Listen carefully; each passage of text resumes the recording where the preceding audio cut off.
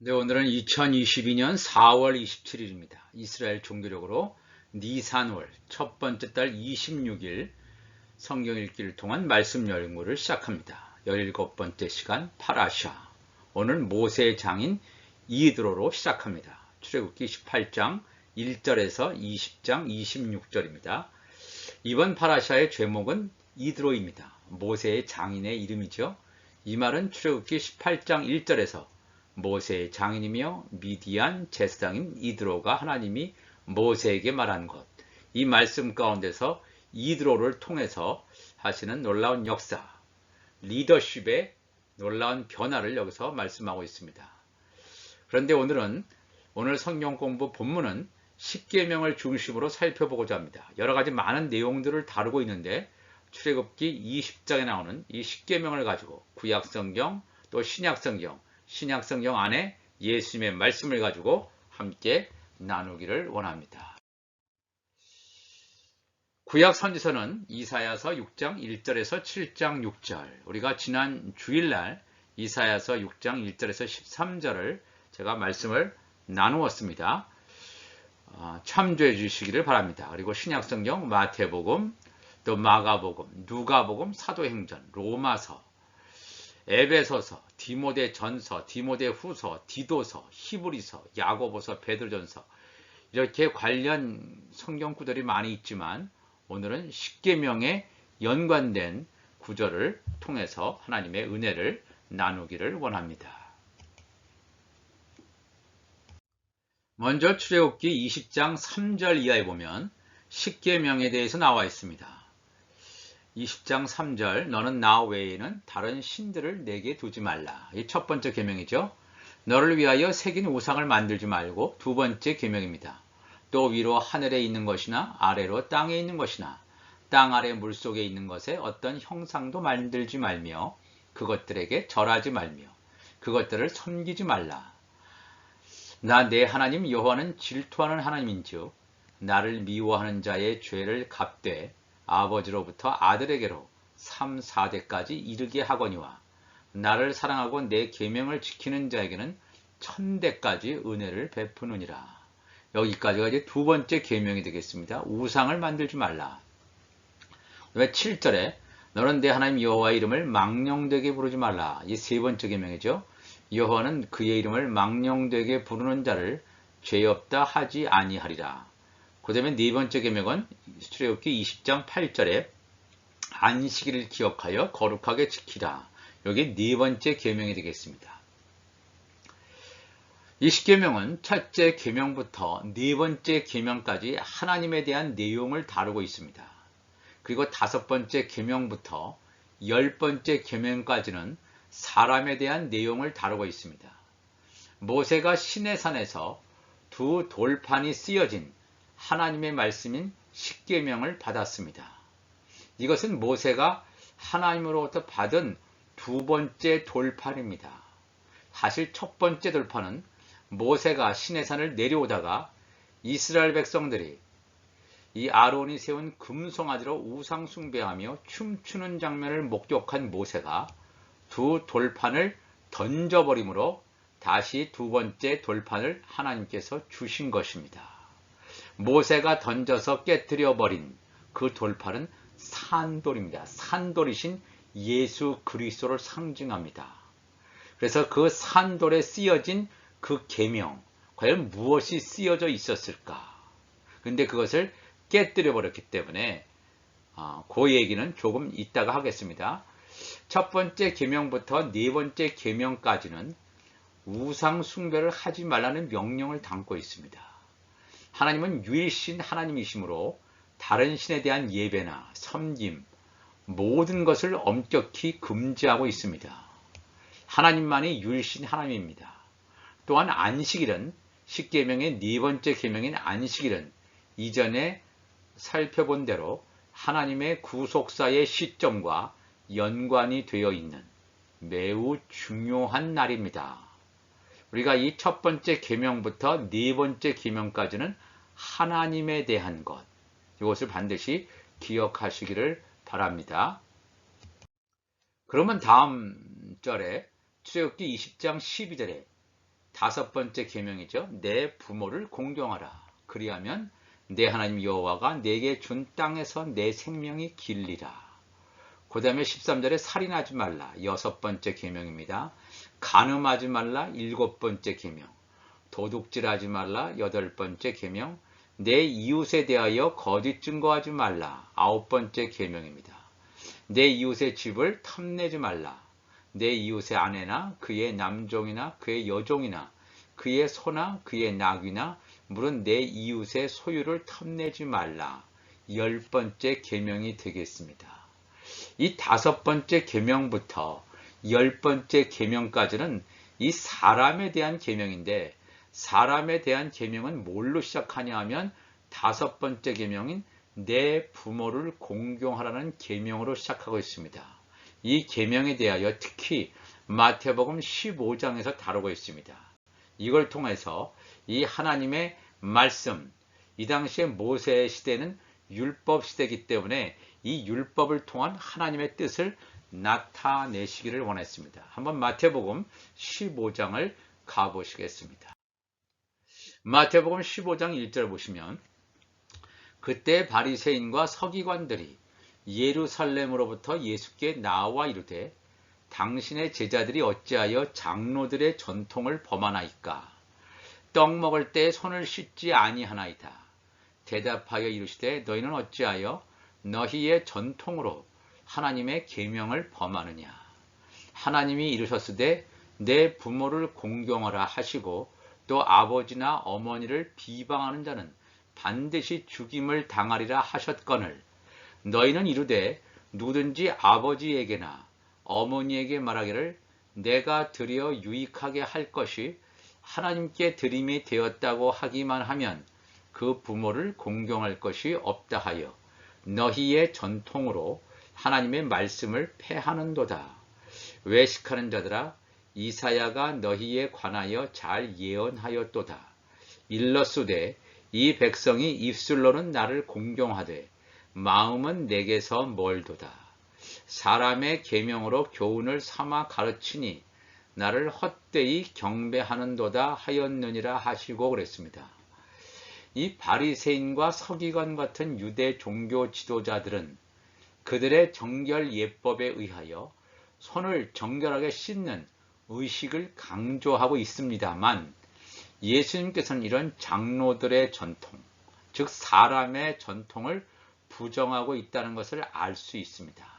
장로들의 전통, 동일한 말로 사람의 전통이라고 하는 건 뭐냐 하면 우리가 가지고 있는 이 구약 성경, 특별히 모세오경이죠. 창세기, 출애굽기, 레위기, 민수기, 신명기, 이것은 기록된 율법인데, 기록이 되지 않고 이 유대인들은 또 하나 어떤 걸 믿냐 하면 구전율법이라고 해서 미시나, 하나님께서 시내산에서 모세에게 불러준, 구술해준 율법이 있다고 생각합니다.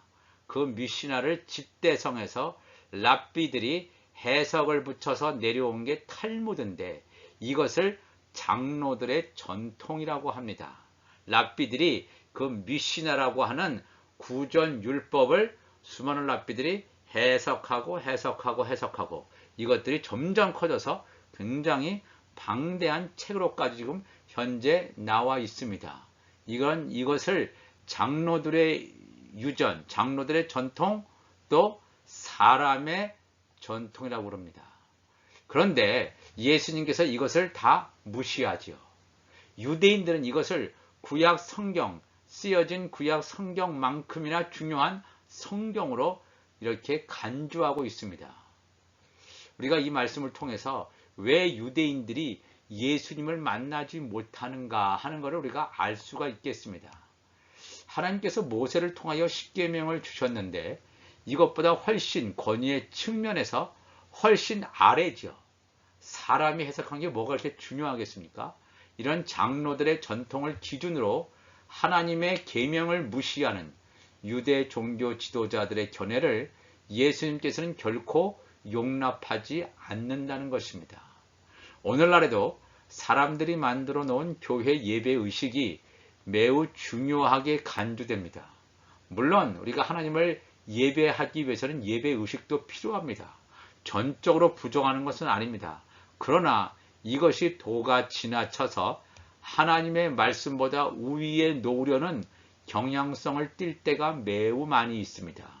이것들이 교회 전통이라는 미명하에 굳어져서 진리의 기준처럼 여길 때가 많이 있습니다. 그래서 이것 가지고 서로 간에 싸우고 분쟁합니다.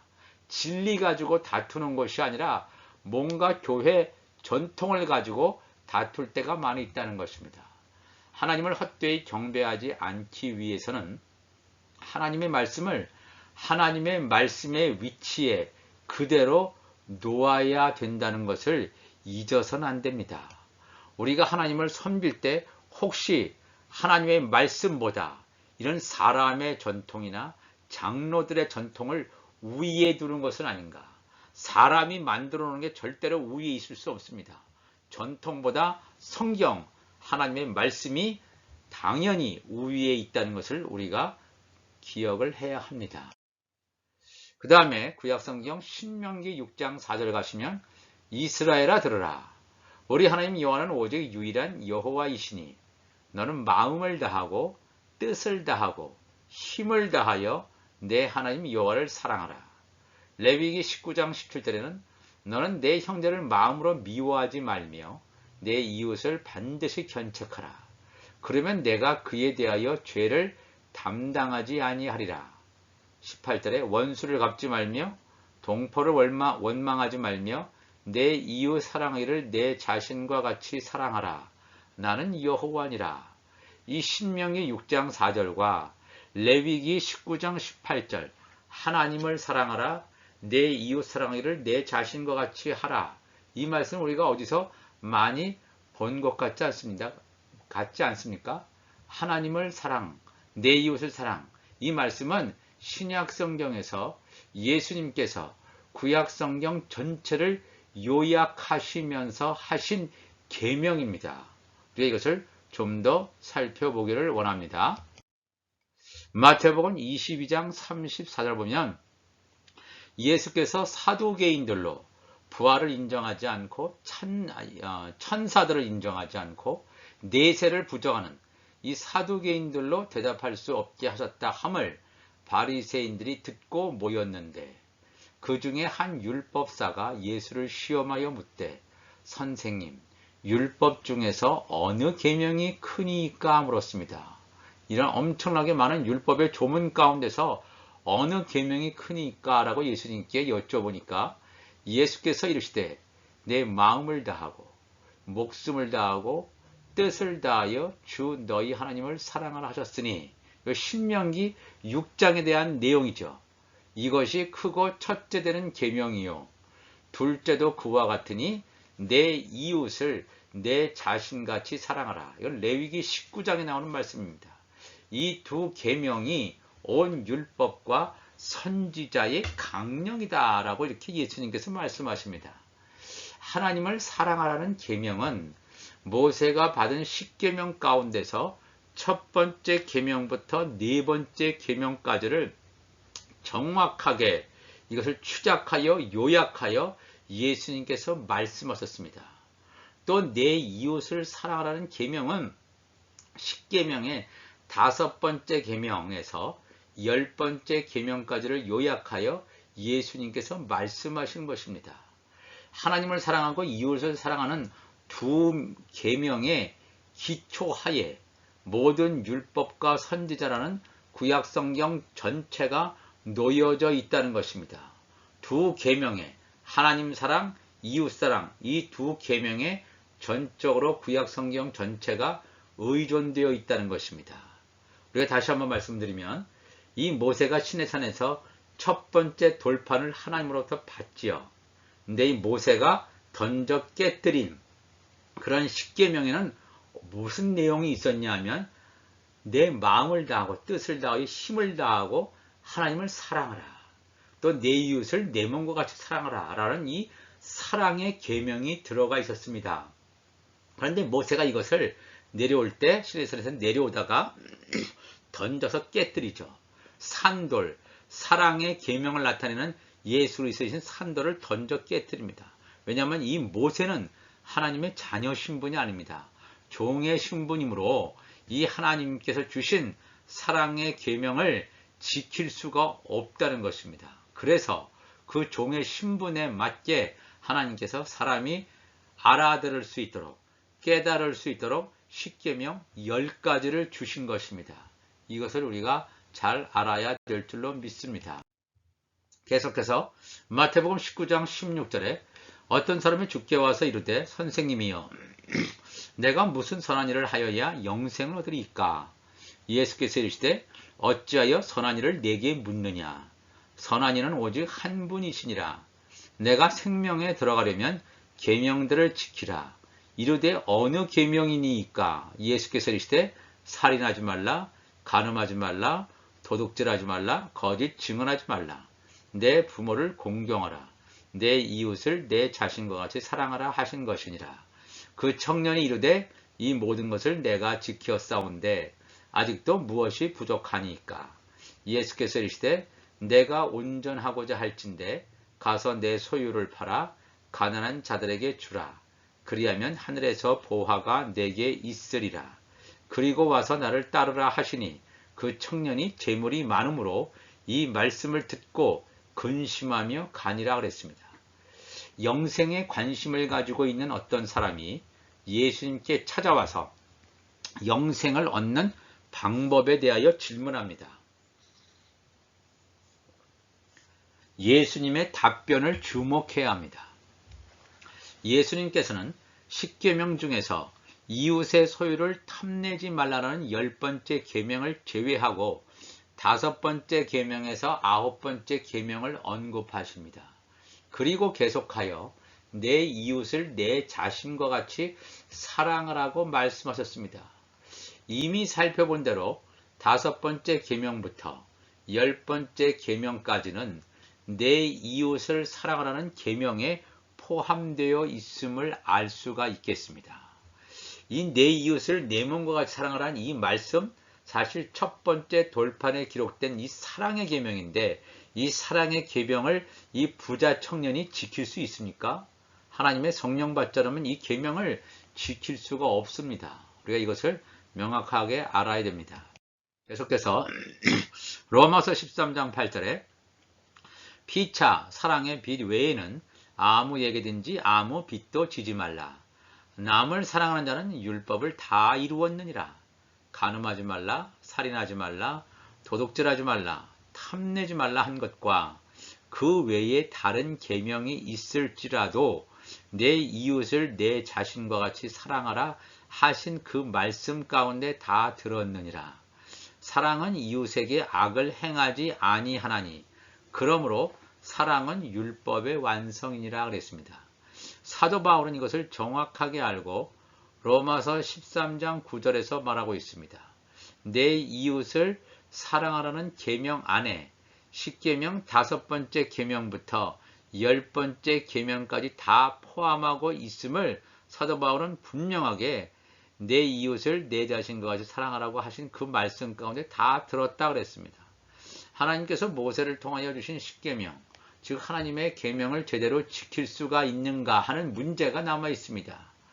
십계명을 온전히 지킨다는 것은 예수님께서 요약하신 하나님을 사랑하고 이웃을 사랑하는 계명을 온전히 지킨다는 것을 의미하는데 그렇다면 율법의 완성을 가져올 수 있다고 했습니다. 사랑은 율법의 완성이다. 또 복음은 천국 복음은 율법의 완성이다 그랬습니다.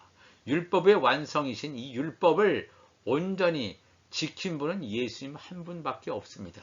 그러니까 이것을 우리가 잘 깨달아야 합니다.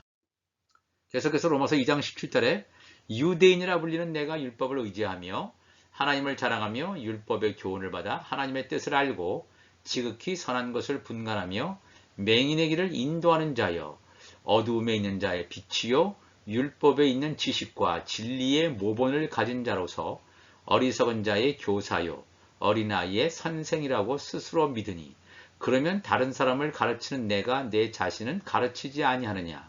도둑질하지 말라 선포는 내가 도둑질하느냐? 간음하지 말라 말하는 내가 간음하느냐?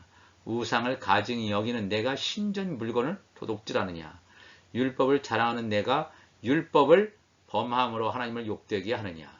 기록된 바와 같이 하나님의 이름이 너희 때문에 이방인 중에서 모독을 받는도다 그랬습니다. 그러나 실상은 율법을 지키는 것이 불가능함을 성경은 언급하고 있습니다. 제가 읽었던 로마서 2장 17절 이하의 내용은 유대인입니다. 또 유대인 중에서도 율법 학자들, 그러면 당연히 율법을 지켜야 되는데 유대인들의 율법을 지키는 것처럼 보이지만 사실은 율법을 범하는 경우가 무수히 많이 있음을 성경은 고발하고 있습니다.